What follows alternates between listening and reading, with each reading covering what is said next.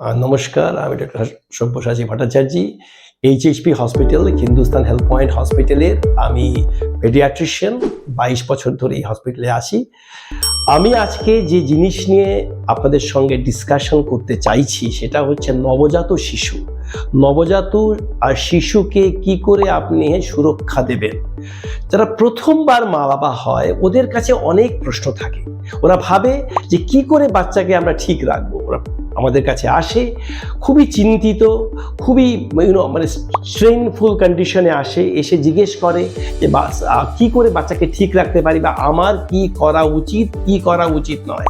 এ বিষয়ে অনেকেই অনেক প্রশ্ন করে। আমার মনে হয় আমাদের তরফ থেকে আমরা যদি আপনাদেরকে আগে থেকেই একটু কিছু অ্যাটলিস্ট হেল্প করতে পারি তাহলে আপনাদের নিশ্চয়ই লাভ হবে।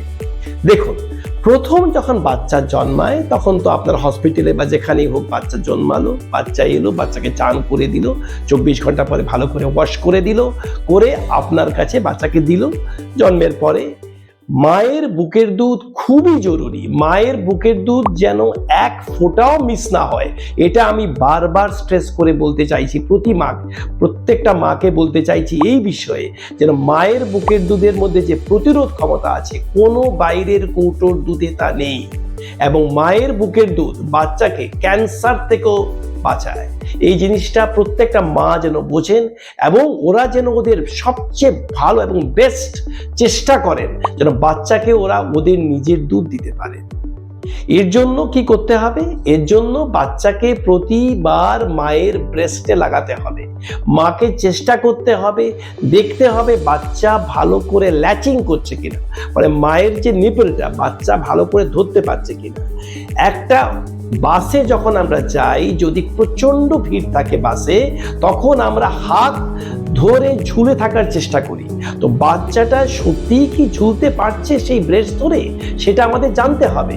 দেখতে হবে যে বাচ্চা গ্রিপ পাচ্ছে কিনা। অনেক সময় কি হয়, মায়ের যে নিপল থাকে ওটা আইদার ফ্ল্যাট থাকে বা মোটা থাকে, বাচ্চা ধরতে পারে না। কিন্তু এটা কোনো বড় সমস্যাই নয়। এটাতে যদি আপনি ভালো করে প্র্যাকটিস করান বাচ্চাকে, বাচ্চা আপনি আপ ধরে নেবে এবং আস্তে আস্তে কি হবে, মায়ের দুধটা আস্তে আস্তে বাড়বে। কারণ আমরা জানি একটা রিফ্লেক্স হয়, যখন মায়ের নিপলকে সাকল করে তখন সেখান থেকে একটা রিফ্লেক্স ব্রেইনে যায় এবং সেই ব্রেইন থেকে একটা রিফ্লেক্স এসে ব্রেস্টে যে আমাদের মানে ব্রেস্টের মিল্কটা সিক্রিশন হয়। কাজে এটা যদি বন্ধ হয়ে যায় মায়ের দুধ কিন্তু বন্ধ হয়ে যাবে।